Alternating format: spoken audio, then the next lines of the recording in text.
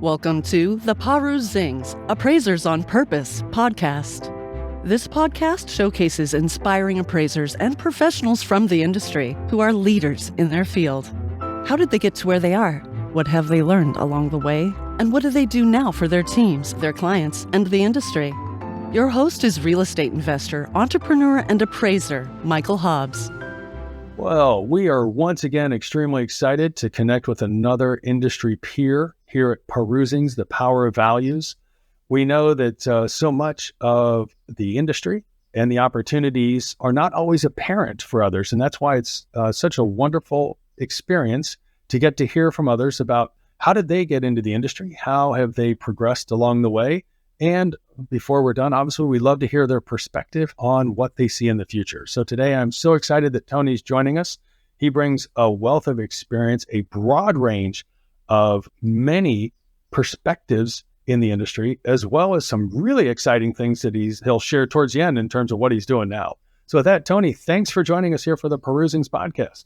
Thank you, Michael, for inviting me. It's a pleasure to be here. I'm so excited to learn, as many of us will be today, but we'd love to kick off with that first question. And that is, so were you born this way, or how did you get into the industry? Yeah. Michael, like many other appraisers, I think I became an appraiser accidentally. I got out of college and had a business with a friend, and that was really my first life lesson. We disagreed over a case of beer, and we agreed to part ways. He bought me out for 2 cases of beer, or what was? I mean, it's important about the negotiation here. What was so if you've seen the Shawshank Redemption, there's that surrealistic scene where Andy, the banker, gets everybody up on top of the roof, a case of beer, and they're sitting in the sun drinking a case of beer. Much the same way, a friend and I had a landscaping company, and we mowed lawns in the summer and did landscaping jobs. And then in the winter, we would do snow plowing and things like that. And it was very successful, it was a good opportunity for me when I was like 21, 22. Sure. But there was a Friday afternoon, we all got done a little early, and I went and bought, and I remember it was a case of Blatt's beer, so it wasn't like top of the shelf beer either, maybe $10. And my partner really disagreed. He says, well, why are you doing that? We pay him an hourly wage and blah, blah, blah. And we just disagreed philosophically, and I knew it wasn't going to be anything that we resolved quickly. So, again, we parted ways. And I, at the time when you're, 21, 22, looking back, I thought, gosh, I'm rich. I don't need to work. Bought a house, drank a lot of beer, and my mom. Life sounds good. You're 21 years old. You could buy your own beer, and you got your own house. And this is fantastic. So what decade in general are we kind of talking about here, so people get a sense of those beer prices? Because they have no idea that beer used to be that price. Yeah, it's about $10 a beer now. It was probably in the early mid 80s, maybe. Mid 80s. All right, that sounds about right. I'm kind of reflecting on those beer price per case, not per 6-pack, not per single beer. It was a case back then was 24 cans or 24 bottles. It wasn't today. So you're reflecting on that. You're 21, beer, house, talking to your mom about all this? Well, so yeah, I was kind of, I wouldn't say floundering, but my mom's, eyes probably needed to have a job. And she suggested, well, there's this guy upstairs. She worked at the Housing and Urban Development Office in Minneapolis. Oh. And she said, he seems really nice, something to do with appraisals. It's like, maybe you ought to go talk to him. So I did. And it was a full-time temporary position. And back then it paid $5.51 an hour. Oh, you were rich. And I was, but I really enjoyed it. I don't know if it was fate or what, but it was right about the start of the direct endorsement program at FHA. And one of the guys that was a review appraiser there asked if I wanted to come work with him. So I did. And through that experience I got the opportunity to go out and look at houses and do appraisals and kind of mentor the old fashioned way. It was before licensing. So sure. Yeah, took the classes, did all that, did some appraisals, and progressively worked away from my mentor and more on my own. And that's really it. I mean, it's really kind of just by accident. That is absolutely fantastic. And I think such a wonderful, really highlighting of how many people have gotten in the industry, which is, it just kind of was random. I mean, mom's like, hey, there's a guy upstairs and maybe you should go talk to him. And as a result of that conversation, I don't know necessarily if it was him that you actually had an opportunity to start learning, like shadowing and kind of deciding to step into this, or if it was someone else. But it wasn't like, you got education earlier in life that, hey, there's this whole profession and you can take classes in this. It's basically you finish, like in this case, it was for me, finished college, had a whole nother industry, and then got into this and basically started getting educated all over again. Exactly. That's fascinating. So here you are, you actually, sounds like you started out in, you said full-time temporary role. So it wasn't even a kind of a contractor gig or kind of a like hunt what, get to eat what you kill kind of thing, but you got to work for someone on a regular basis. That's true, Michael. And I didn't realize it at the time, but the guy that I was talking to was the chief appraiser for the Minneapolis field office. And he wasn't the one that hired me, but he was very much a mentor as well. And without the support and the mentorship of a couple of 2 or 3 people there at FHA, probably wouldn't have headed that way in my career. It's funny how things, work out in life. Have plans to do one thing and something happens, and a little bit like Plinko on The Price is Right. Each one of those nails is an event of life, and you're the hockey puck going down the boards, and if not for this, you wouldn't be where you are. So I love The Price is Right. Yeah. Reference. You and I have some history enough to know that there was an original host of The Price is Right. Right. He was pretty special guy. Oh my goodness. So here you are, you're getting an opportunity to work with someone, like you said, before licensing. We kind of call it the old fashioned way.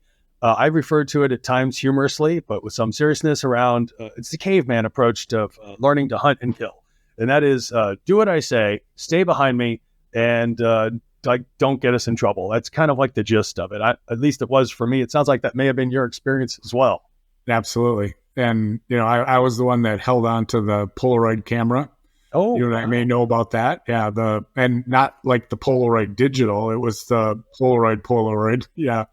And more of an assistant, but as you assist, you learn, you observe, you train without even having a formal training process. What was it like back then? Because people don't have a sense of this understanding of getting to work with someone, like you said, being the assistant, carrying the Polaroid camera, and then going through some progression where you get to not be the assistant. Did you get to that point with your the first person you worked with? I did. I actually worked at a mortgage company at the time, Knutson Mortgage. Okay. And the individual was the chief appraiser at Knutson Mortgage that had worked at FHA before. So I was reviewing appraisals. I wasn't an appraiser, but I had taken all the classes and gathering hours. And there wasn't a license process. So you became an appraiser when your mentor said you were. And if he thought or felt that you were trained well enough to go out and do it, that's how you did it. And in many ways, looking back, that might not have been a bad process because there was a lot of pride in the profession, and there wasn't a clear path, but there was a rigorous process to become named an appraiser. Yes, it was, I'm not going to call it knighthood, but it was a sense of going through a process. And then when that person said, okay, you have demonstrated proficiency, competency, capability, let's let you give a go at this. Yeah. That is fascinating. So it sounds like you started out in residential. Did you stay in residential when you were with this individual, or did you get a mix since he was you said, chief reviewer and of the owner of Knutson Mortgage? I've always been in residential. Okay. Thought about commercial many times, but I'll be honest, I'm not really good with math. And, there's just a lot of math in those commercial appraisals. So leave those to the other people that are better at that than I am. I've always had a liking for houses and architecture, and I think it's fascinating to focus on that rather than leases and things cash flows. And, Yes. it's not all that difficult, but it's just different. And some fit some better than others. Yeah, that's such a great way to put it. And it's such a great testament that people think like, I have to be great at math. I'm like, it sure helps, but you don't have to be a math whiz. You can operate a calculator or even good old, HP. You can do all kinds of stuff. These days you can do it right in Excel. So much so that, but I would agree early on, it's like people like, oh, I can't do math. I'm like, well, this might be a little tough for you. You got to be able to add, subtract, maybe do a little division, some multiplication, but no complex algebra. Oh, I love that. So what was it for you that started stirring that had you leave that opportunity and take flight? Well, when I was back to working, doing the landscaping and snow plowing in the winter in Minnesota, it would snow maybe once a week. And so, we worked once a week, sometimes twice a week, had an opportunity to take a real estate salesperson class and pass that class. Got a license, and then I realized how difficult it was to associate with a broker. And so long story short, never sold a house, never did anything with the license, but it really kind of sparked my interest in real estate. So when my mom suggested, applying at FHA, it was kind of an extension of that. And when I was at FHA, I was very fortunate and blessed to be encouraged to take the classes for appraisal and move forward with the education part. And it all just kind of fell into place, Michael. When I was done with the education, an opportunity, like I say, at the mortgage company opened up, and it was just one thing after another that led to becoming an appraiser. That's phenomenal. From that initial opportunity at FHA and then taking classes, and then from that getting to go to work for the mortgage company and getting that exposure. One of the good things about being around the lending businesses, there's a diversity of properties, like you said, houses, architecture, styles. You get to see a lot of the personalization that happens. Sometimes it's impressive. Other times you're like, ooh, you have a house only a mother could love, or maybe only you could love, like one of the two. I'm not sure which, but those things happen. Wow. So here you go, and you end up, how long were you able to stay at the mortgage company before the next opportunity came up? Maybe about a year. And that's when, like I mentioned, that's when the direct endorsement appraisal and underwriting process started at FHA. And my old boss at FHA was the one that granted the approvals, and he denied me a couple of times, but I was just persistent, and kept, he would say, rightfully so, he would say, Tony, you just don't have enough experience. And so I continued very diligently to get as much experience as I could, and just kept on, reapplying. And eventually he said, I think he was just tired of me, contacting him all the time. But I'd like to think, I enjoy this saying, Michael, persistent people begin their success where others end in failure. Oh, that's a good one. Let's repeat that. You said persistent people begin their success where others end in failure. That is fantastic. So I often think, had I just accepted, oh, okay, I can't become an appraiser, I would have never become an appraiser had I not, made a pest out of myself with them. And looking back, there's certain people at certain times that, if without their support and blessings that they bring, I wouldn't have had the career that I have and be in the position that I am now. Very fortunate. I tell you, I'm just really blessed by what you just shared, because I think I have a lot of opinions. I will refrain from most of them, but I just want to say that I align with you on this. I am a huge believer in many times in life, we make our own luck. We're not lucky. So I really resonate with that. So you're persistent, following up with what is actually your old boss. Finally, he says, okay, think you can do this. So now I take it, were you independent during that time while you were still reaching out to him? And then he finally said yes, or was there some other piece in there?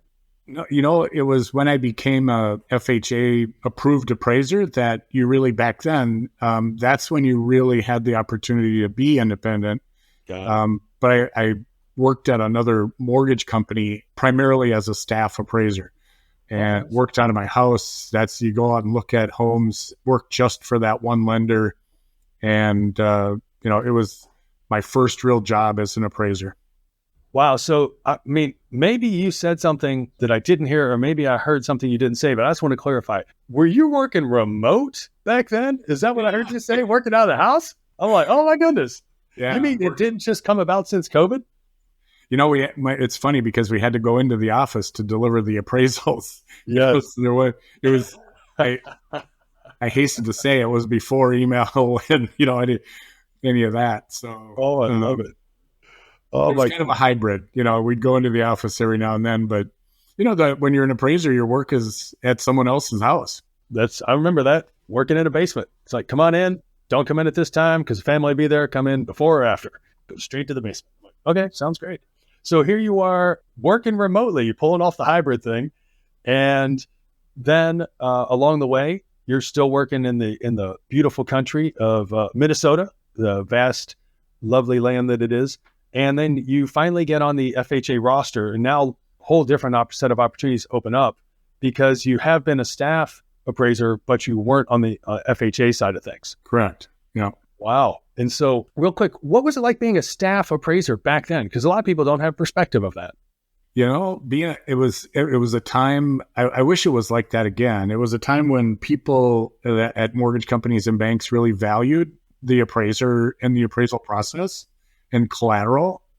Yeah. And I got the impression, and I think I'm correct, they hired the appraisers to protect their assets, to know that that is the value. Whereas now you might think, some mortgage companies or lenders, financial institutions see the appraisal as maybe an obstacle.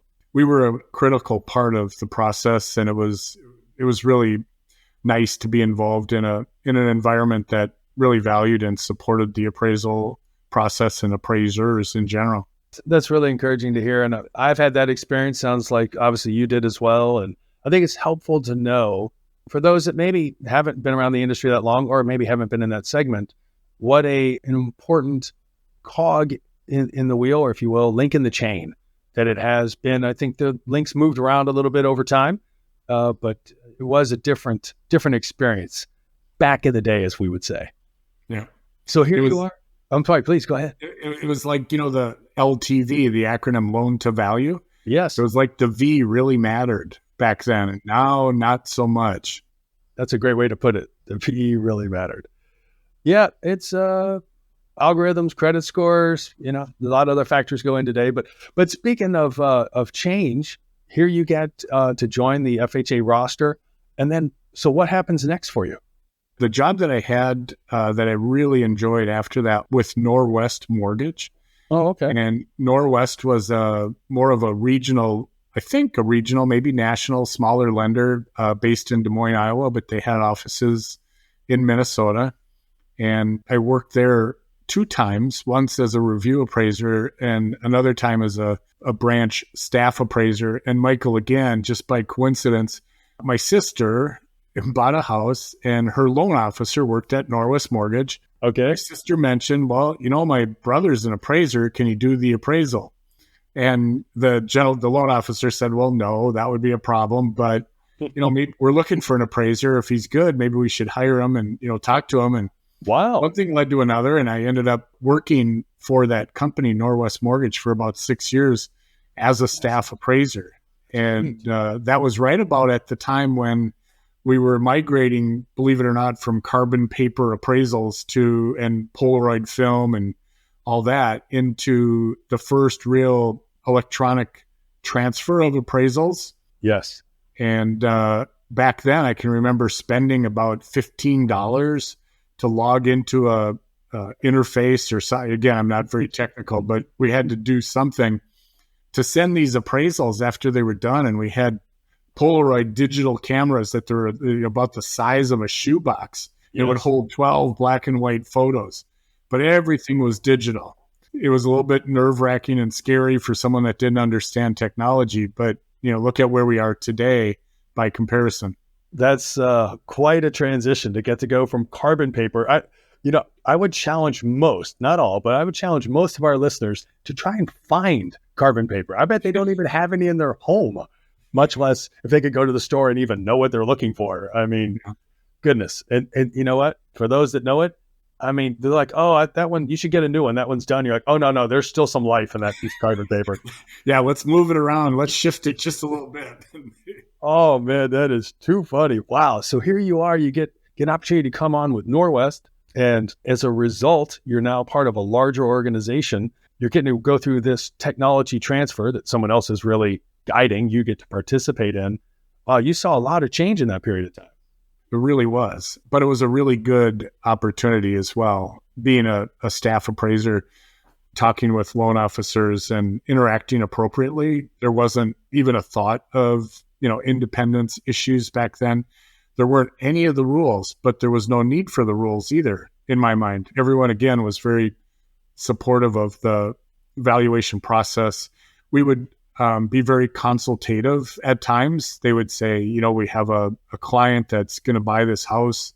It's really been modified and updated. Do you think there's other comparables? And it wouldn't be like, hey, do you think it's going to appraise for that? It was more, are they making the right decision? Can we help them out? And maybe tell them, it's a very nice house, but it's probably the nicest house on the block. It was a different conversation than it was or is right now, perhaps. Yeah, and definitely not the experience that some people who've been around the industry for a little while dealt with the old comp search. They're like, it's basically, can you do the appraisal before you do the appraisal, before you actually charge me, before I tell the client to go ahead? Like, it was otherwise I won't assign it to you, right? Exactly. I'm gonna send it over to John. I think Jenny really does good at this. Sorry, you just can't get it done. Thankfully, that was not the environment you had, and I could imagine, getting still being relatively young professional in the industry and getting to work with a lot of other people. What was that experience like? Because a lot of people these days are more independent. They don't necessarily will have or have had a staff position. What was that perspective that you gained? I thought it was fascinating to see how the company operated. I was in a branch, but I was also part of a larger organization, and the appraisers weren't really employees of the branch, but we were employees of the company. And so we would go to the corporate office, quote unquote, and have appraisal team meetings, but then interact at the branch level. So you get everything from the loan application process all the way up to making decisions for the company as far as what to pay appraisers and how to hire and things like that. So I wouldn't trade anything for the opportunities I've had along the way. It's encouraging to hear. It really comes down to the power of people and relationships. And, no one of us is great as all of us. And so it's really encouraging to hear. So here you are. Did you stay in that role, or did you have some success and progression from a career standpoint when you joined that regional lender? At Norwest Mortgage, I stayed there quite a while, and we were, believe it or not, we were getting 80% of the appraisal fee, which today is like unheard of. They were paying for all of our expenses, like an employee. Yeah. And benefits, car phone. It was like the best job in the world. Yeah, until they figured out, they were paying too much for the appraisers. Started cutting the percentages back a little bit, which was fine. But it also opened up an opportunity to become an independent appraiser. So after being a staff appraiser, I was on my own for about, 10 or 11, 12 years, and really enjoyed that, and had many, many clients, and had the opportunity to get new clients, and also at times, Michael, get rid of, other clients that you didn't want to work with. You could kind of choose your boss. That's such an important message for so many people, especially at a time right now in 2023 where there's a scarcity of work, but there's really something to be said for choosing what work you're going to do and who you're going to work with. How did you go about, when you decided to go out on your own, determining who to call on or which clients you wanted to work with, and then how you got new clients? At first, a lot of them were from Norwest Mortgage, built up those relationships and supported their business, by doing the appraisals on time and communicating to them, being a partner with them to make them more successful. So I was very fortunate to leave Norwest Mortgage with clients. And then as loan officers move from Norwest to other lenders, as other lenders, you knock on their door enough, they say yes. You start diversifying your business a little bit. It was a very easy thing to do back then. I definitely align with what you're saying there, but I also heard a little bit of a theme that you've touched on before, and that is the persistence. You stayed in touch with people. You reached out. You didn't just take a either no or no, not right now. There was an ongoingness to it. And, you find out little things Well, it's kind of like going to the grocery store. I imagine most people go to the same grocery store, and it might be because, they like that store, the layout. There was something about that store that they like. I go to the same dry cleaners because when I drive up, they always have the, shirts ready and, how are you, Mr. Pistilli? And they're just really nice. I probably end up paying more for the shirts, but the experience was just a lot better.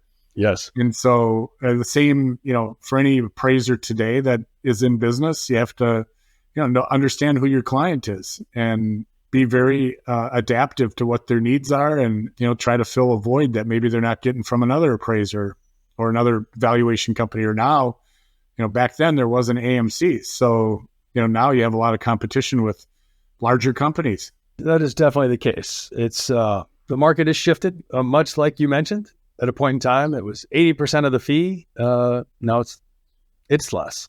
And in the same way, many industries, and this one's not anything special, many industries go through forms of consolidation. They go through growth, they go through expansion, they go through consolidation. Obviously, economic times really can drive that, plus economies of scale. And there's something to be said around that for many industries. I did not like history when I was a student. But now that I'm no longer a student for a number of years, I actually love learning about history. And it's fascinating to know that there were hundreds of car makers at some point in the past in this country. And then it got to the point where there were a couple handfuls. Now we've seen a growth again in car makers, probably not going to get back to a couple hundred, but it's that same thing. Over time, things change. And that's definitely the case. So for about a decade or so, you're out on your own. Was it just you, or did you start to employ some team members? Did you have assistants or trainees along the way? I never did. I was always asked, if wanted to start a company and have appraisers. And I always felt my strength was doing the appraisals and not managing. And once you are an owner, you no longer really do the appraisal. You're managing the business. And for me, the fun was, and the freedom and the flexibility was doing your appraisals when you wanted to on your own schedule, within, certain reasonable limits. But that flexibility when you have a young family and you're working from home was really good. And so it enabled, when I was working at Norwest, I was able to work from home, and my wife would set up the appraisals, get all the county information. She was actually a much better appraiser than I was, but at that point, you actually had to be licensed, but together we worked really well, almost too well. I remember we did an awful lot of appraisals, but I was working, 10, 12, 14 hours like many appraisers do. Yes. But because I had an assistant, I was able to really do a lot more volume than any of the other staff appraisers, to the point where it was, called out by my boss and his boss's boss. So I had to actually show with pictures and process how I do the appraisal, what parts I do, what part my wife did. Wow. And was I really the one out there looking at the properties and putting the value on the appraisal? And long story short, Michael, they looked at that process. They, sat around a board table maybe and harumphed and said, you know what, we need to do some of this inside Norwest Mortgage. And so they hired my wife. They steal your assistant. Oh no. And so she was setting up the appraisals for everyone. And not everyone reacted with similar productivity gains. Some just said, hey, cool, someone's doing part of my job. And it didn't really work. But from that, other opportunities opened up as well. Wow. Gotta love it when, in good faith, you're just documenting hey, what I say is legit. You're welcome to check it all out. They check it all out and they find it works. And then what do? They go and steal your best person. Oh my goodness. You seem awful happy about it now. I can't imagine it was, I don't know, probably pluses and minuses, another income in the household. There's a lot of goods and bads to it, but I might be a little upset if they stole my best person. Yeah. Oh, wow. So you said it opened up some other opportunities for you. What perspective or pathways came about because of it? Actually, it was my wife, that opened up the opportunity for me. She said, appraisals are really good, but I'm not an appraiser. I'd rather be a nurse. And I kind of want to go back to college. And I said, well, you should. Mm-hmm. And then I realized what that meant. I would have to do the whole job myself. I'd have to set up the appraisals and type them. And I type with 2 fingers. And I mean, I had the best part-time job in the world when I was working with her. Oh, wow. And we worked really well together in our home. I would do the appraisal part. She would do the business part. And man, I was, having to like take care of checks and accounting. And it wasn't my bag. So she was at a PTO meeting at the house or something. I can't remember what it was. There was a bunch of people and I was relegated to the bedroom office and looking at the newspaper, Michael, and I saw there was an ad in the paper for a chief appraiser at U.S. Bank. Wow. A risk manager. Risk manager, at okay. US Bank. Yep. And on the bottom it said, must be licensed appraiser. And I thought, well, heck, I'm a licensed appraiser. Sure. I'm not, liking my situation with all this work. I might as well work full-time somewhere else. And went in and had an interview, and long story short, started working there as a chief appraiser for U.S. Bank. That's phenomenal. And you touched on one or two things for maybe some of our newer listeners. We won't make reference to the decade of their birth. You mentioned something called an ad. So you weren't talking about Craigslist. You weren't talking about, Monster.com. You weren't talking about Indeed. You're talking about broadsheet. We're talking about newspaper, if I'm not mistaken. Is that correct? You're right. Yeah. Those things that we used to see up in the attic, for insulation. Yeah. Oh my goodness. And then, occasionally you'd have that walk down memory lane because you'd look at the top and it'd kind of be, it's aged a bit, but you'd look at that date and like, oh my goodness, look how old this is. I would always do that in the attics. Yeah, absolutely. You get up there and you see like something from the early 1900s and it's like, holy cow. That's amazing. So here you're a little disenchanted being out on your own. You're sitting there, you've been sequestered, I heard, in the bedroom. You're at the home office back before the IRS probably even allowed the home office deduction. You're back there knocking it out. You see this ad, you apply for a risk manager position. And what is a risk manager at a bank? I mean, I know you've had a lot of other positions since then, but just to help people kind of get a sense, what is that all about?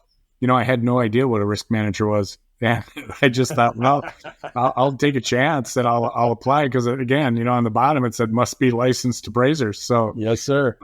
Again, one thing led to another, and my boss and I hit it off. The person I was interviewing with that turned out to be my boss, we ended up just really clicking. And I remember he said, so here's how much we would offer you for pay, and when you could start. And he said, what do you think? And I said, yeah, I'd like to do that. And he paused and he said, really? And I thought, oh man, did I make a mistake? Should I make a mistake? Something's wrong. Like there's a queue. I think I missed it. Yeah. Didn't ask for enough money. We should have had an extra day of vacation. What am I, work from home? Oh my gosh. But I mean, again, it just turned out really well. It was fantastic. Wow. So here you come in, you apply for a role. You have no idea what it is, but you're like, probably can't be much worse than what I'm doing now. And now you get back into, you mentioned U.S. Bank. So they're established. They've got processes. They're big. Big sometimes is productive and innovative. Sometimes big is lethargic and draining. But it sounds like you had a really good experience. What kind of responsibilities did you take on? I was supposed to be a risk manager, and when my first day, my boss said, well, there's this appraisal thing, and it might be like 5% of your job. Really, I want you to do back office support, and back office meant anyone that wasn't like that when you walk into a bank branch, when we all used to go into bank branches. So not a teller, not a loan officer, a bank officer. It was all the people in the back that handled deposits, policies, that kind of stuff. And that would be your, as a risk manager. But there's this appraisal thing. So you go check that out. And the reason I found out on the bottom of the ad, must be a licensed appraiser, is the OCC said, no, you really need to have someone that has that appraisal experience. So it wasn't really seen as important per se until the OCC said, yeah, you really should have an appraiser. long story short, I started looking at the appraisal, that little 5% thing, and it turned out to be 100%. And Wow. what we discovered is there was about 5 or 6 different divisions in the bank: the mortgage company, the home equity business, the alternative, back in the day, the alternative finance, people that had maybe lower credit score, affluent banking or private banking group, wholesale lending, all these different divisions within the bank. We're all doing the same thing differently. And the OCC, the regulator, came in and just started almost like shooting goldfish in a bowl and said, okay, home mortgage, you have this problem, and this problem. And then they go to home equity and say, well, you have this problem, and this problem. And my proposal to my boss was, rather than fix each one of these business lines, why don't we create one process that's compliant, that serves all of the businesses? And he thought that was a really good idea. And over the next, this was probably, 2006, 2007, over the next 2 years, had the opportunity to lead the charge to develop what today is called Red Sky Risk Management. And it's AMC within U.S. Bank. And it's the only financial institution that's regulated by a OCC that has their own AMC. And if you went into the archives in Delaware, you would see my name on the articles of incorporation. So it was really right from start to, our first appraisal. That's really impressive. Like if I was playing 2 truths and a lie with you, I'd probably get that one wrong. You pull that one out. You're like, guess what? And I'm like, oh no, I didn't know that one. Wow. So Red Sky Risk Management, you're on the Articles of Incorporation papers filed there in Delaware, and bringing that compliance right from the start. And then, so how did that continue to grow and develop? Because you mentioned that was early on in your career. I think you were there for several years, actually. We started absolutely from scratch. I mean, from nothing. And it was amazing how protective each business line was, because they all had their own vendors. They all had different prices, even with the same vendors. There was no leveraging economies of scale or an RFP, anything like that. So bringing everyone together was a little challenging, but that was, very rewarding when it all happened too. And it was a much better process. We had the support of the OCC. The bank, U.S. Bank, is an extremely compliant institution.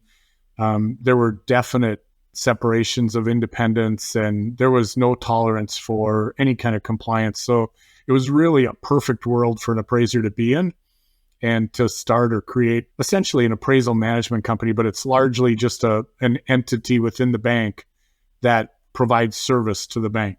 So if I hear you correctly, in a relatively short amount of time, just a few decades, you go from knowing nothing about appraisal, but boy, you could probably you could work snowplow. I'm like, I get that sense, and you could do the best, detailing of lawns.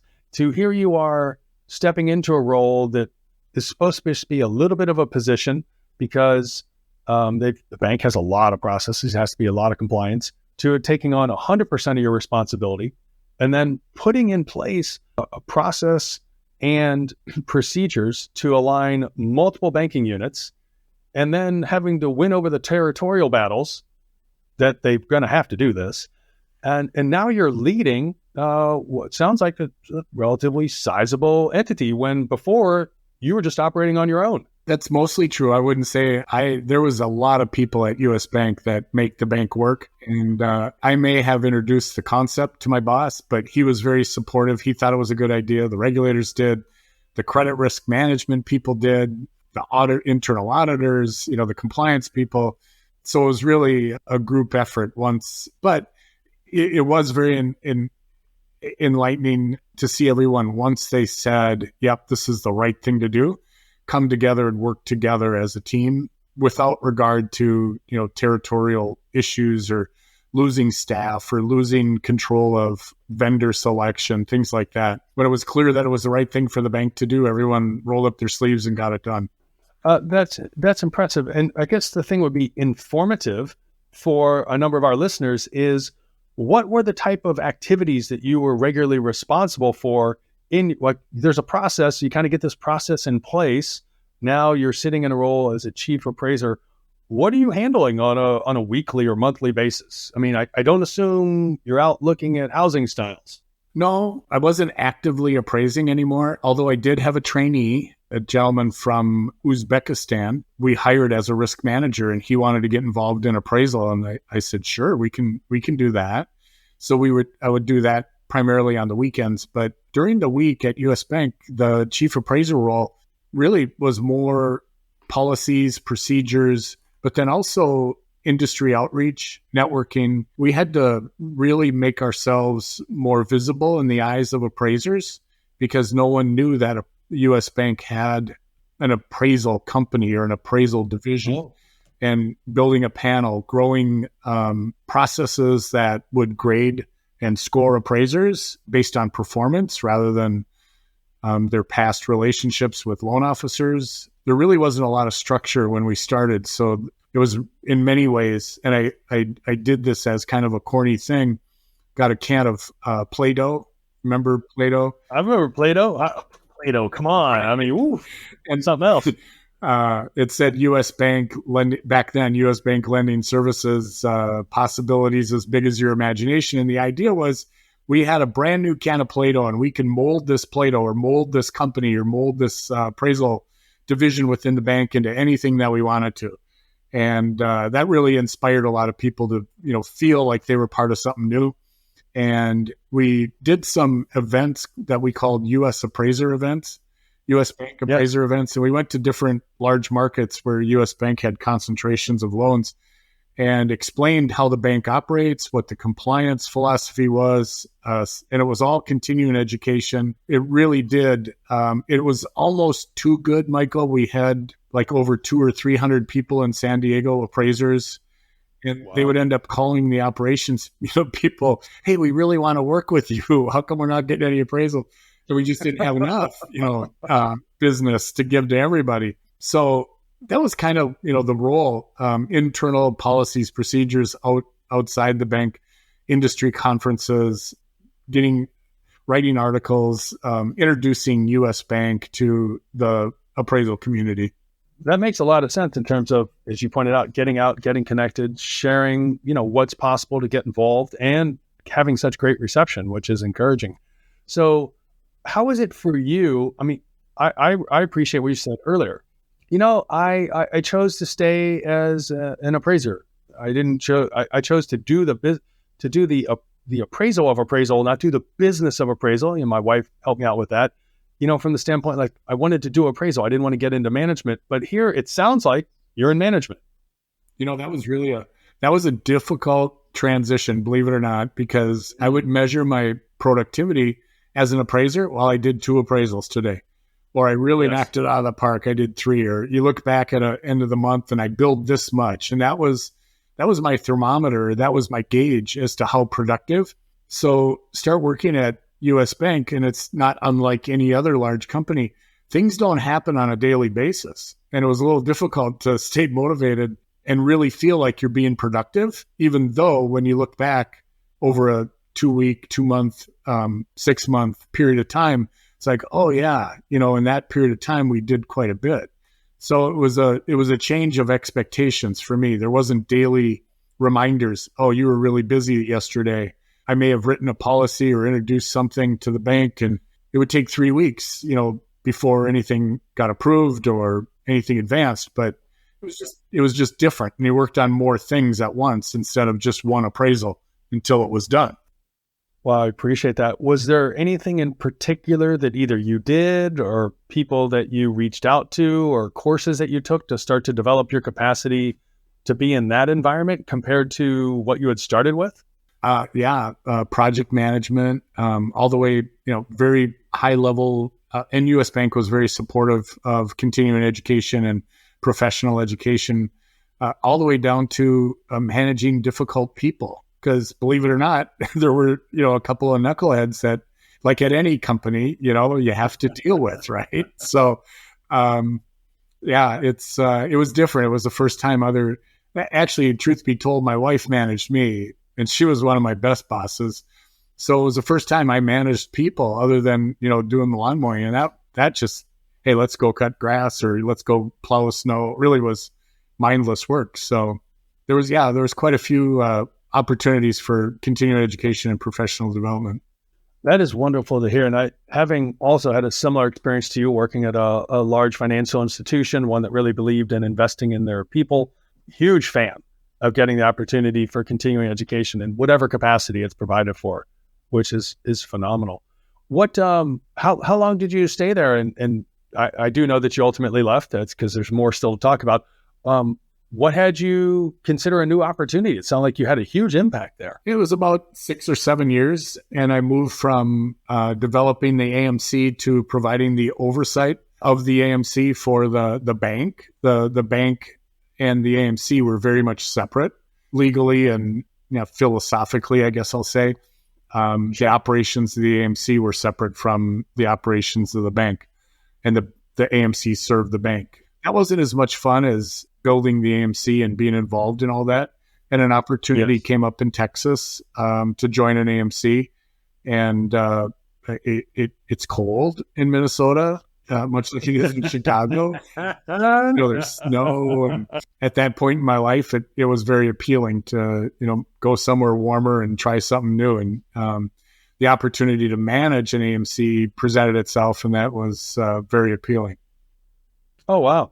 And so at this point, did you know what your position description you were applying for? I mean, unlike the risk manager that you came into before, do you have some sense of what was ahead of you this time? This time it was very clear. Okay.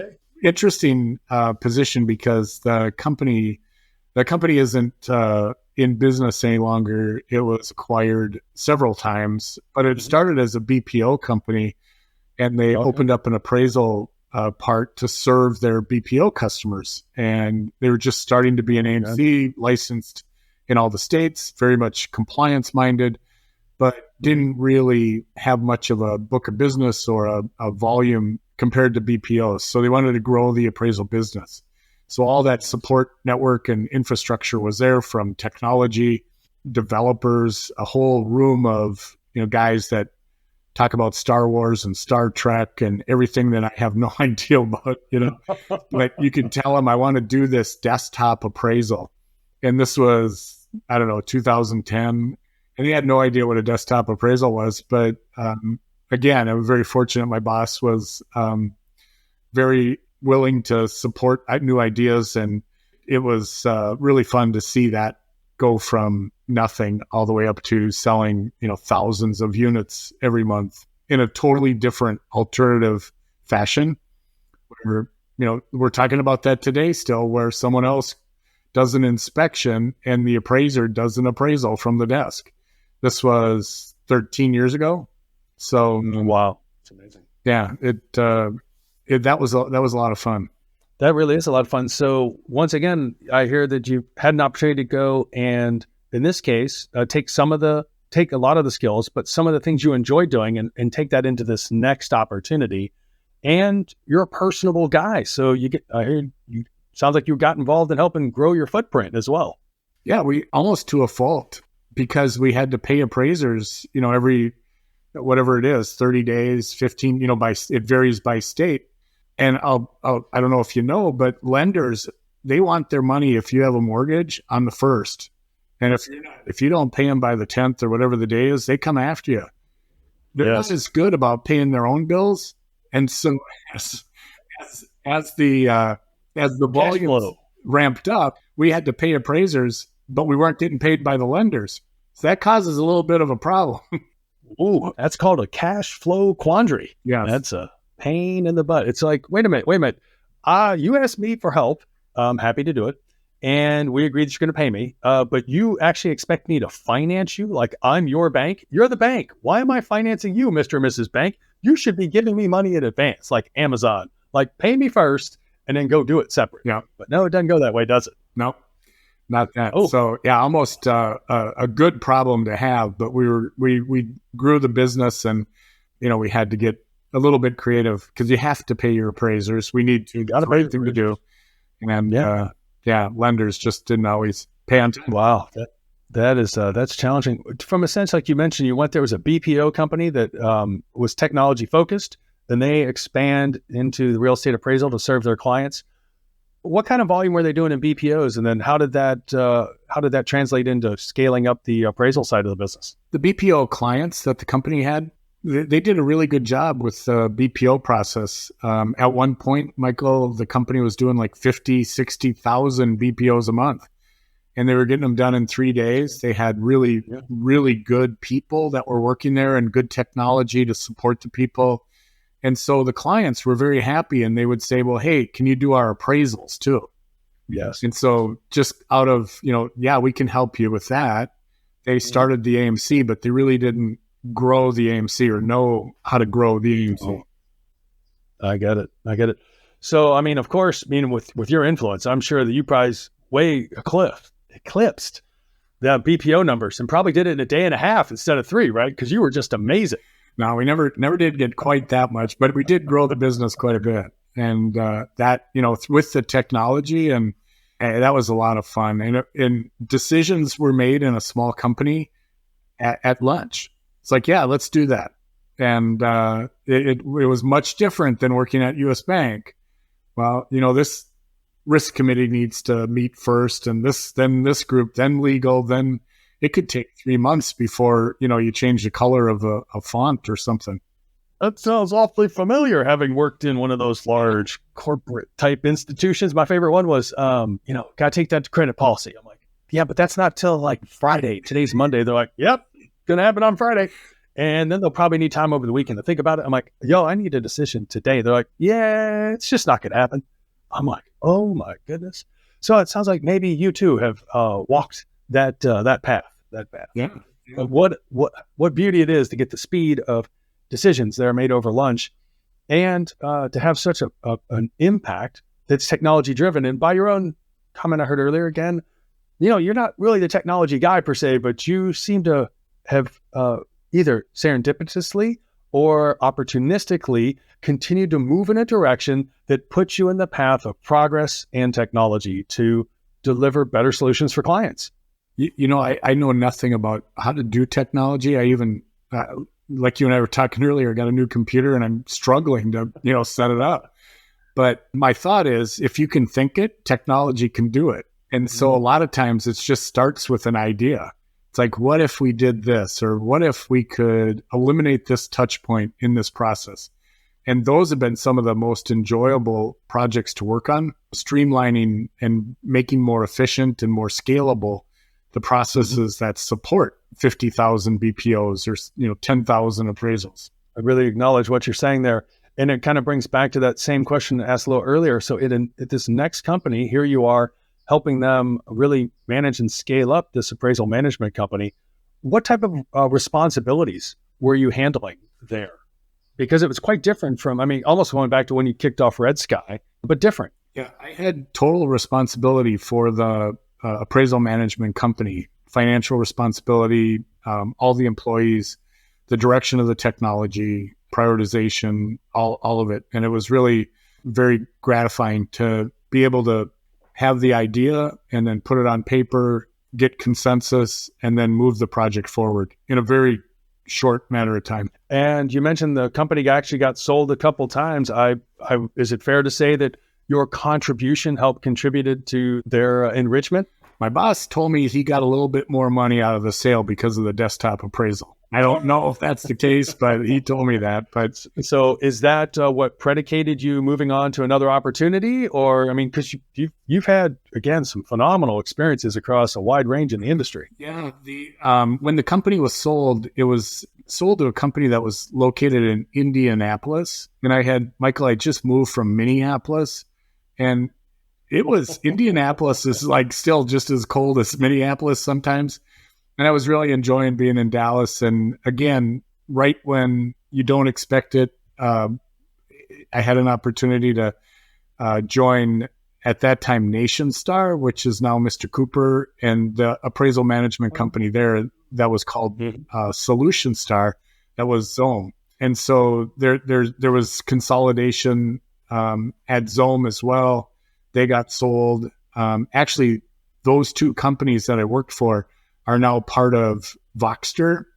And, a lot of the newer companies or newer names like Class Valuation, Option, Voxter. They're really accumulation or a collection of other companies that have been in the industry.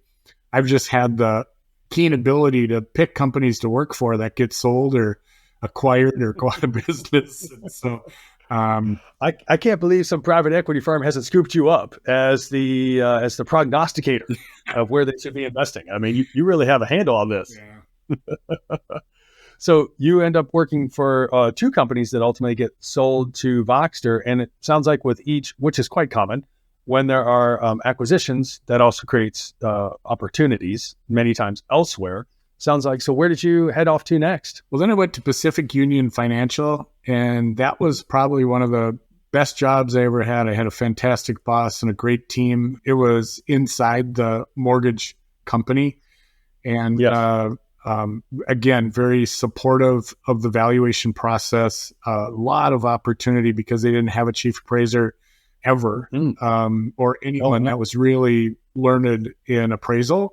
So policy writing, getting really acquainted with repurchase requests, VA processes, FHA, everything that interacts in a mortgage company environment. And that was a lot of fun. Unfortunately, that company got sold to Mr. Cooper. And so about the time that we got the news that it was being sold, someone else, I was at a conference and came up to me, and we were in those big cushy chairs in one of the gambling areas. I wasn't gambling, but he said, "Why don't we go over here and talk?" I was offered a position at what was called Computer Share.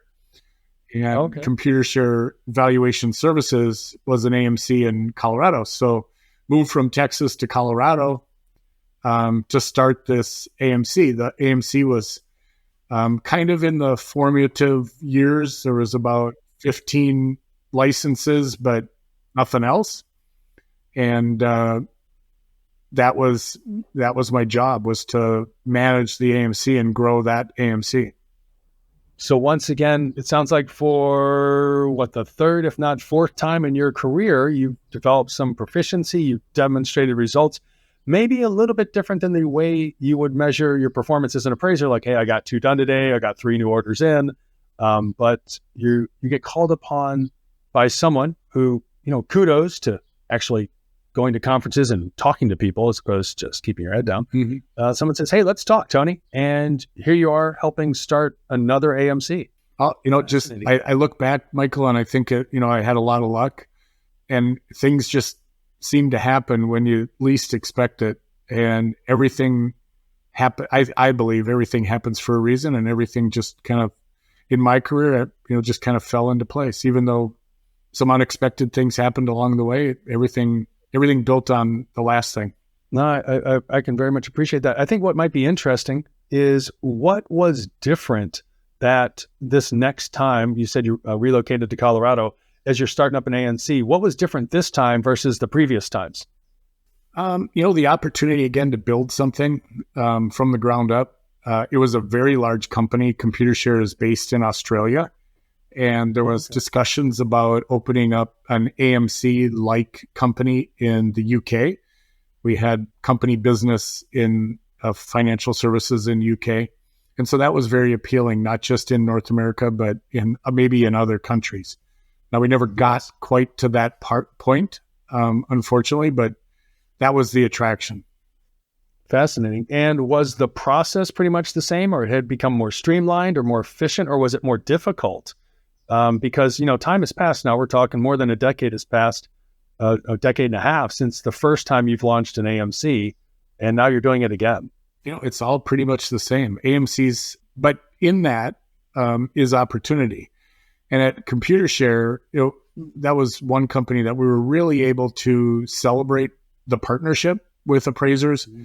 We would send thank you notes to appraisers if they got it done on time or if they went over and above, because I remembered how special that was to get any kind of thanks. Usually loan officers just call you and yell at you, why isn't it done? And how come it's low and blah, blah, blah. So can't believe that ever happens. Yeah, we would send thank you notes, and we'd actually get thank you emails for the thank you notes. And people, writing really nice comments, testimonials for the website. And so that partnership, if you don't have appraisers, that's your supply chain.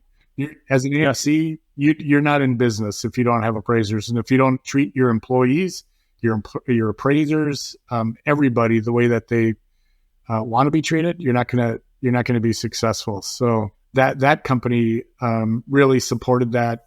We did an awful lot for appraisers. We also started a mentoring program, a career path program for the employees to become appraisers. And there's about a half a dozen or more individuals that went through that process and became appraisers. So feel really good about that, providing opportunities to people at entry level, making $40,000, $50,000 a year, and now they're on their own, self-employed appraisers. That's fantastic. That's really, really encouraging to hear. Interestingly, given that you've done this a couple of times in helping grow a greenfield AMC or something kind of that's going from idea into inception and ultimately being cultivated, was it pretty much the same landscape, or was it getting more difficult each time to grow an AMC because you're joining an existing field that is already competitive? It was about the same everywhere, but the BPO company had tremendous technology, not so much at ComputerShare. Great processes at one company, but not at the other. So, there were pluses and minuses, but yes, I was very fortunate, or unfortunate, I guess, because they seem to get sold or closed, but you get a flavor of all these different companies and you bring that experience, building this part of it or improving this, or, we did this before and it worked really well.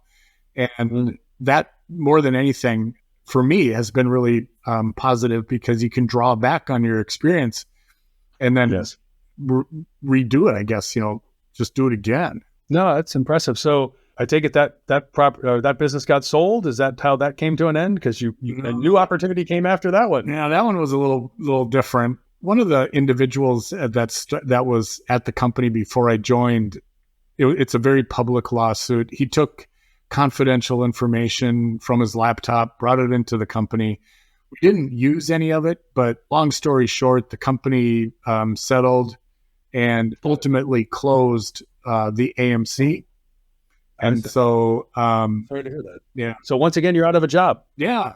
What happens next? Then I joined the Ackard Group as chief appraiser. And let me guess, you went to a conference, you're sitting at the craps table, not playing craps, and someone says, let's go have a conversation. No, but you know what? It was a friend of a friend that said, hey, they're looking for someone over here and you'd be good. And it just all kind of fell into place, and very fortunate. And a lot of people may not know the Ackard Group. That's a firm that's been around for quite a while. Scott and his partner had started that. Well, actually, Ackard Group bought somebody else that Scott had started. And what role did they bring you in for? I was director of valuation operations and chief appraiser. Yeah. And when I got there, Mike, a lot of the effort that was needed was in the ValueNet area. The turn times were extended. Appraisers were very busy, and the technology was lacking. It was an extremely great concept, but I don't think it evolved with time. So appraisers were still typing the form. They were still manually inputting all the appraisal information. There was no efficiencies in that process. So that was, what we did there, again, a large technology project to modernize the appraisal form, bring data in, pre-populate factual information for appraisers. It went from doing an appraisal in 2 hours down to 30 minutes, kept the same pay, the same fees, the same prices, and still had control of the entire process. It wasn't taken away from them. It just like pre-populating factual information and comparable, presenting the information in a more efficient manner for them to complete the appraisal. So that was the appraiser-facing initiative. On the business side, there were no work models or staffing models. And so we would have, one person that would be responsible for one task. And if that person went on vacation, that one task never got done. So it'd be like, it's stopped. Well, it's painful. I know that one. I thought, well, what we need to do is get into teams that handle clients or geography or both and have repetitive or redundant processes. So if one person is gone, because everyone should take a vacation or two every year, Yes. or gets, sometimes they get sick. So that worked out really well. And we went from, 12 or 14 days turn time down to 2. And that's huge. All the clients became very happy again. It's a great product, a great company. It just got a little bit off the rails, and it was very gratifying to see all the improvements in a short period of time, and had flexibility to hire some tremendous people that really made the difference. It really does. And, one thing, again, I have a lot of familiarity with the different places that you've been associated with over your career, and can see how bringing both your perspective, but also your experience as well as your learnings, and hey, here's things that works. Here's why I know this is possible. You're at 14 days. Dude, I was with a BPO firm, man, doing 60,000 in 3 days. Now, it's not a BPO, not even close, but there's some similarities. Can we, I love, as you said a little earlier, if I can think it, somebody can probably design some technology around it to do it. Yep. No, fascinating example. And then I think we're getting pretty close to where you're at today. What came next? That really was what's next. I was in the Eckert Group and looking at, there's all these data and rules that are available, but we still need humans to look at things, because computers can't see a view. Computers can't see condition. Computers can't tell quality of a house. That's what I thought, until I discovered that, in fact, computers really can. And there's one company that does it better than any other company. Got it. I reached out to that company and started discussions with them about improving our own process and Accurate. And Yes. Michael, one thing led to another, and here I am working for that company. And it just got back from Barcelona, where they're located. And Yes. I pinch myself, because they're fantastic people and just an absolutely amazing technology. And what I bring for them is the understanding and the knowledge of the valuation business, and the application of the technology to valuations is what we're focusing on now. And Yes. Everyone that I've talked to has been in the industry has been, wow, that's really interesting. That's really cool. How do we incorporate this technology into our own process? That's a phenomenon. And you led into this by saying, I think for the first time, maybe only actually the second time in your career, where you reached out to somebody and you're like, hey, I'm kind of interested. I want to learn a little bit more. And through the process of reaching out, and you were looking on behalf of your employer, it actually became new employment for you. And I heard you mention that, and I would agree, up until more recently, we still need humans for many things, but there are certain things that we didn't think computers could do, such as assess images and take an assessment and tie that into something that's quantitative, not just qualitative. And sounds like that's where you're at the intersection of right now. Yeah, that's absolutely it. So if, as appraisers, we look at a house and we say, wow, the ceiling is damaged. Well, a computer, a machine, a neural network, computer vision can say that ceiling is damaged. It can actually say, you and I both have ceiling fans in the rooms that we're in right now. Yes. It can say that on average, homes with ceiling fans in every room sell for 6% more. Or accumulate all kinds of data, understand that it's not just a toilet, it's a bidet, and that homes in America, 12% of homes in America have a bidet. And what's the impact on the value to have that? So as we move forward with PDR and PDC, a lot of appraisers, probably rightfully so, have some trepidation about non-professionals or non-appraisers going into people's houses. But as they take pictures, computer vision can recognize drywall, carpet, hardwood, architectural style, quality, condition, damage, all kinds of things that our eyes. So if your eyes can see it, when I said if you can think it, technology can do it. Computer vision is if your eyes can see it, the computer can also. And then Yes. populate the fields with 100% certainty that that's drywall, that's carpet. Fascinating. And there's no fat fingers, there's no mistakes. There's again a lot of efficiency in the process, and it extends into many areas of valuation.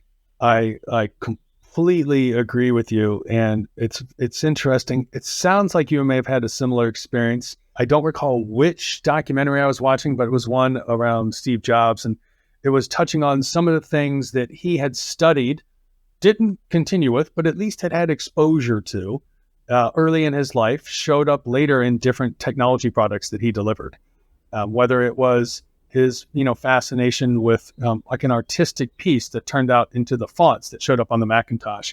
You mentioned neural networks. I mean, unbeknownst to me, was exposed to that decades ago, and I was like, oh my gosh, that seems like science fiction. And here it is, alive and real, and you are at the intersection of it. So what, you get an opportunity to come join this firm.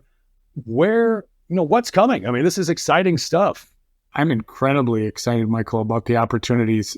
This is a new technology that will augment appraisers, not replace appraisers, but it'll make the entire appraisal process more efficient and more accurate. When an appraiser does an appraisal, it gets reviewed, 8 or 9 times. When you know that I've learned that, but I'll tell you, when I was a field appraiser, I did not understand that at all. You don't know, right? But you get behind the scenes and you understand, the AMC, the lender, the agency, that the secondary market, a bunch of people will look at it.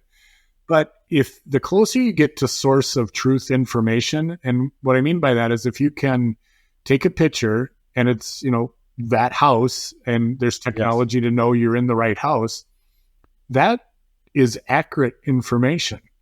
And if it is, condition, quality, damage, there's no way that an unscrupulous appraiser, if there are any, would be able to point the camera a certain way and avoid taking a picture of something, or not put something on the appraisal, or maybe not make an adjustment to a superior condition comparable and inflate the value of the subject. So yes, all of this working in the behind the scenes, and the ability to take a picture and make data out of the photo is incredibly remarkable. It literally is. And to support what you're saying, not in appraisal at all, but just in technology in general, we were driving to service yesterday. We haven't done Soul City.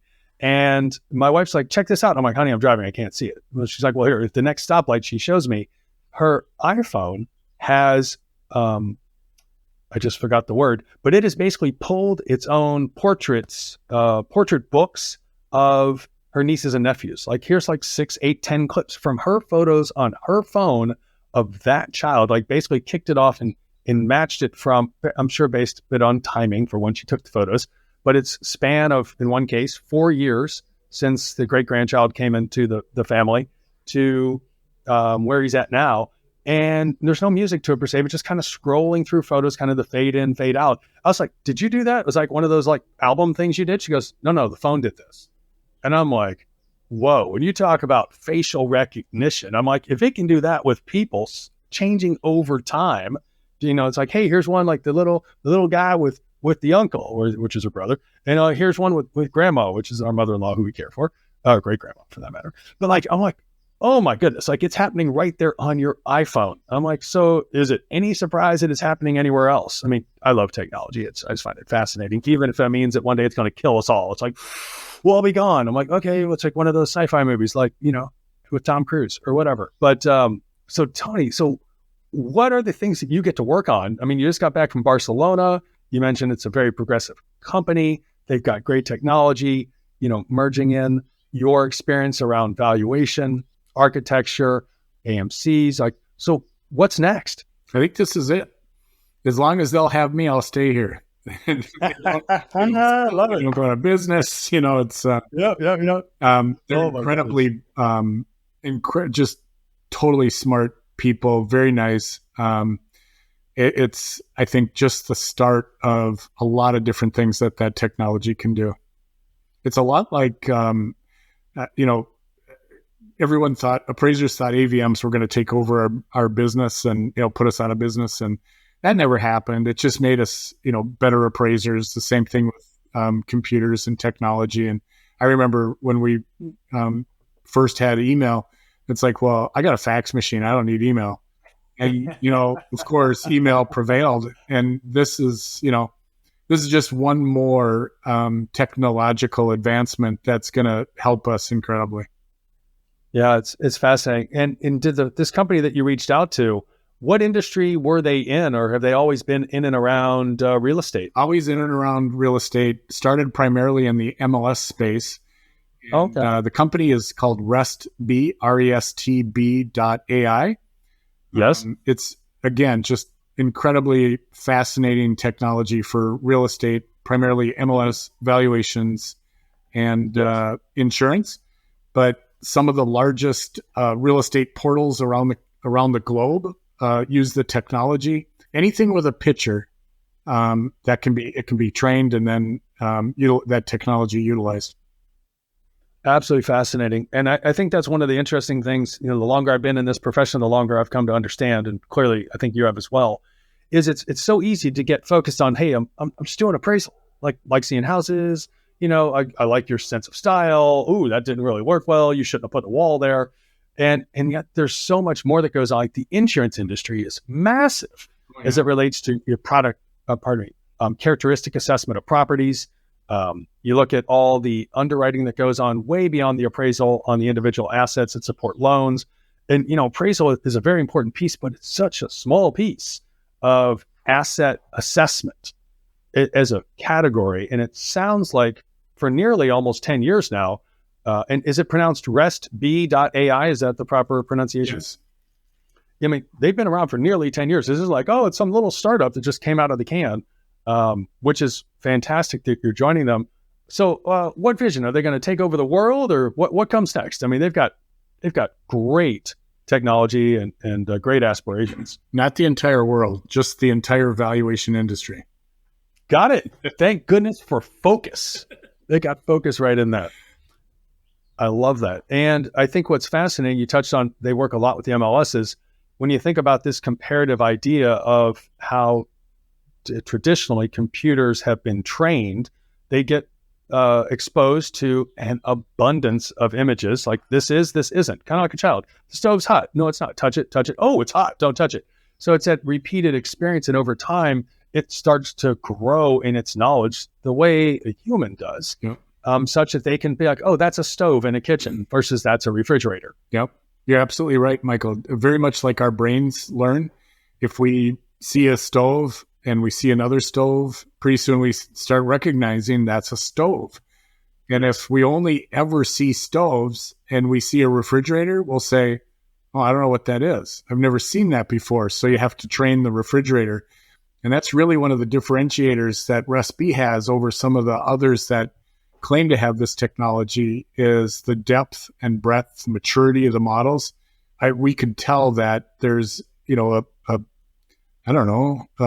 smoke detector, a carbon monoxide detector in the room, and know that it's in the kitchen, and we can see the living room through the kitchen with 95, 100% confidence. So it's really, really interesting, incredibly cool stuff. Yeah, that really is. How do you spend most of your time there these days? I mean, I know you're relatively new there, but phenomenal company, great technology. It goes way beyond valuation. They just happen to be in the real estate space. Yeah, I've been getting up a little bit earlier than normal because they're 7 hours ahead of us. And, they're a little in the future is what you're telling me. Yeah. So, I'll get up at like 4 a.m. because at 4 a.m. it's 11 a.m. in Spain. So, my first month has been developing a business plan, targeting different areas of the valuation vertical, identifying products that we need. We have all these cool models. Okay, what can we package for the valuation industry to make them more efficient, to make them more productive, to make them more money? Yes. Absolutely love that. What are some of the applications that they have right now in the MLS space? This might be helpful for people to understand what already exists. It's not, I mean, it might be new or newer coming into valuation, but it's not new in terms of what's out there right now. Yeah. Relating it to an appraiser, if the one thing I recognized right away, where I was in Minnesota, there was a few log homes, but just a few. And whenever I got a log home, it's like, oh man, it's a log home. There's not a indicator for a log home on the MLS. So you have to look. And back then there were books, or online. Yep. And you have to look and look and look. Well, what this technology does is it recognizes, oh, this is a log home. So you can search by pictures. And you could say, I want to see every log home, and it'll pull up every log home because we've cataloged all of the styles of houses. You could say, I want to see every house that has a Viking range, and it would pull up every house that has a Viking range.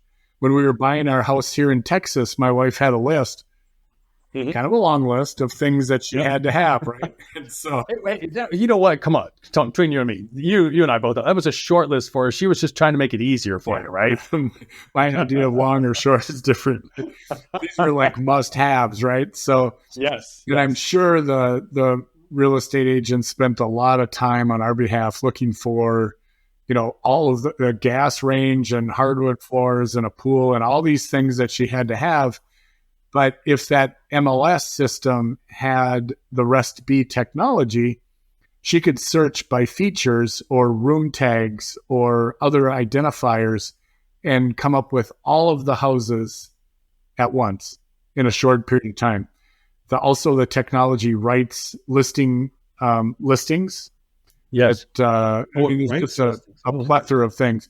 And we have a couple of individuals that dedicate their entire day to the MLS industry, and they do a phenomenal job. We have contracts with some of the largest MLS providers across the country, hundreds, do business in 33 different countries.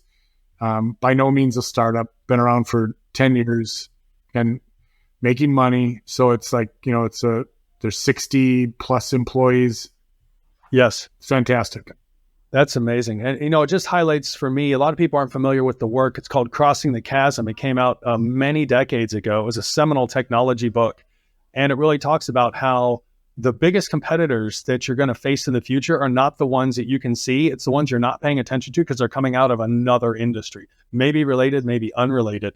And, look, technology's happening. I mean, the fact that we can go on an appraisal and whether you choose or not to use your cell phone, hello. I mean, I'm not saying, I think the industry has a greater future than it's ever had. And this season 2, we're really focused on connecting with those people that are intersecting with traditional appraisal and the future in technology and opening up doors, much like, I have a relative whose job, a very well-paid job, is a bud tender. He works at a cannabis shop and cultivates, he's like a sommelier for wine, but he's in cannabis. And I'm like, you get paid to do that? I'm like, no comments here. Okay. So I have no idea what future positions may be available in the valuation profession. And RESTB.ai is one of those that's coming in, has been around for an extended period of time, 33 countries. As you can tell, I love technology. I talk with a lot of founders. I do a lot of stuff outside of appraisal as a global member of entrepreneur organization. I'm connected to a lot of people because I really do believe in the future. And I know that, like you, maybe I can think of it. I cannot create it, but technology can. So getting connected to those people opens up doors, which is fascinating. So what's your outlook for the next 3 to 5 years, Tony? That's one of the questions we always like to ask people to wrap up with. I think appraisers are going to remain a critical part of the process. But we're entering a stage where with the new forms, with new technology, it's a little bit, I have said this before, it's like appraisers or like automobiles in the 1980s. before computers in the cars, the mechanics, were very, very much like grease monkeys, right? Everything was mechanical. There's no computers. You go into a automobile repair shop now and guys have white gloves on. They plug in computer modules. They're technicians. They're not mechanics. And appraisers really have to make that growth or that we talked about professional development, understand and learn the technology. Don't shy away from it. Don't be afraid of it. It's just going to make you stronger. Or if you don't, it's going to eliminate you. The industry isn't going to eliminate tech appraisers. I think the lack of willingness to adopt and grow and adapt to the new technology, the new forms, the new way of doing things. There's nothing frightening about accepting someone else, in my mind, someone else's inspection. I mean, for me, I see no driving, no appointments, no cold weather in Minnesota, no falling into, swimming pools because you can't see as you're taking a picture, no dogs chasing you. How many positives, right? You don't get paid to drive comps. You don't have to take comparables anymore. So if I were still appraising, I'd say I just want to sit at my desk and do desktops. But, it's not for everyone. But I think like many other industries, dentists and hygienists, attorneys and their legal assistants, doctors and nurses, there's been a bifurcation or that kind of assistance for a long time. And technology has entered dentists and doctors and law enforcement like never before. Our industry is just on the precipice of that. Sorry for the long answer, but I think that's fascinating, Tony. And why that's fascinating is, this isn't new in this industry. Look, there's things I like about change. There's things I don't like about change. There's a lot of change I don't like. But I can't stop the music. And sometimes, best way to create the future is to actually be part of that creation. Sometimes it's to associate with people that are, and other times it's just to sit back and watch. And we all are going to choose a seat to sit in. And I appreciate as you touch on that. I've noticed that. As an appraiser, I'm a business owner. I've had 9, now 11 different businesses that I've either started, grown, whatever. But when I sit in someone else's business, whatever that is, I'm always paying attention. And the one that fascinates me the most is the whole dental industry, how in a way specialized that industry's become. And I like the dentist that I go to. I like him, he's an owner, entrepreneur. I'd love to associate with those people. But, I chat with him a bit about it. He's like, Michael, I don't make money doing all the other things. Like I've specialized where I spend my time with clients that maximize my experience with them, bedside manner, and their takeaway. I don't get to spend an hour with them necessarily, but I get to spend a little more time with them because I'm not doing the other things that my other team members are. And I was just like, wow, you got a lot of people in here. He goes, well, it's kind of the way the business goes. Yeah. What can I learn from this? I was amazed, Michael. I went to the dentist recently. I unfortunately cracked a tooth to the point where it wasn't fixable. And he created a tooth using 3D photography. Oh my God. Right at the dentist office. How long did it take? Was it less than an hour? Did they build it for you while you were there? Yeah, right when I was there. Yeah. Isn't that crazy? The whole thing. Yeah. That never would happen before, right? So, yes. But he learned the technology. Now he's, got another tool in his toolbox and he's still in business. There's a lot of grease monkeys not working on cars anymore. Yep. I love that. A lot of grease monkeys not working on cars anymore. Oh my gosh. Well, Tony, I have to tell you, this has been one of the most interesting and informative podcasts we have. They're all fantastic, but this one really spans both ends of the spectrum, from back in the, hey man, I'm a pretty good shovel and snow guy, but my case of beer is more valuable than yours, and left. And then here you are on the cutting edge of technology. So I know we went a little bit longer than we normally do, but boy, I got a lot out of this. I think a lot of other people did as well. So I just want to say again, Tony, thank you so much for being a guest with us here on Perusing's The Power of Values. We are excited for what's next. And thank you for sharing your outlook, which I think is really important for our peers. I sure did appreciate it, Michael. Thank you for inviting me. You're welcome.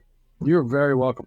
Well, we're going to wrap up this session and want to say, again, thank you to Tony. We appreciate everyone and the fantastic feedback and suggestions, encouragement, and ideas.